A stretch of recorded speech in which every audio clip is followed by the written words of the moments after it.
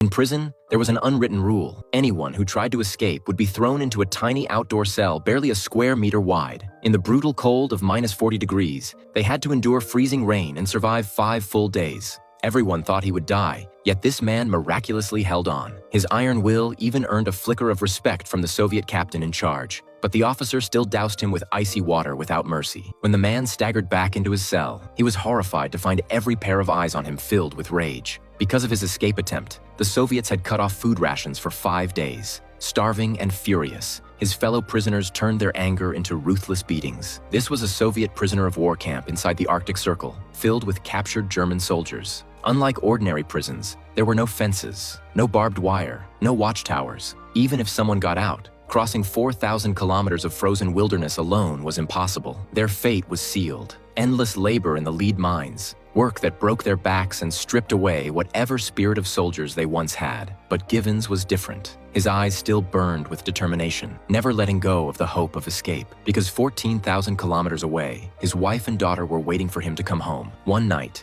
while repairing a generator in the machine room, Givens noticed a conveyor belt nearby. Suddenly it hit him. This was his chance. Without hesitation, he climbed onto the belt, slipped off at just the right moment, and dove into a mining cart. He didn't think about what came next. All that mattered was getting out. But within a minute, the cart hit a wooden beam and came to a halt. This escape was over before it even began. For that, Givens was thrown back into the pit for another 5 days and nights. Yet even then, he didn't give up. He still dreamed of seeing his wife and daughter again. At that moment, fate began to shift. Givens crossed paths with the one man who would change everything, the camp's doctor. The doctor, once a German prisoner himself, pitied Givens and decided to give him a gift greater than life. He told him the camp was filled with lead poisoning. Everyone would eventually die unless they escaped. The doctor had planned his own escape long ago, but cancer left him too weak to act. Moved by Givens' unyielding eyes, he chose to pass the chance of freedom to him instead. He handed over a map, pointed out hidden food caches, and even took off his own sweater to help Givens survive the cold. The doctor had just one request. If Givens made it out alive,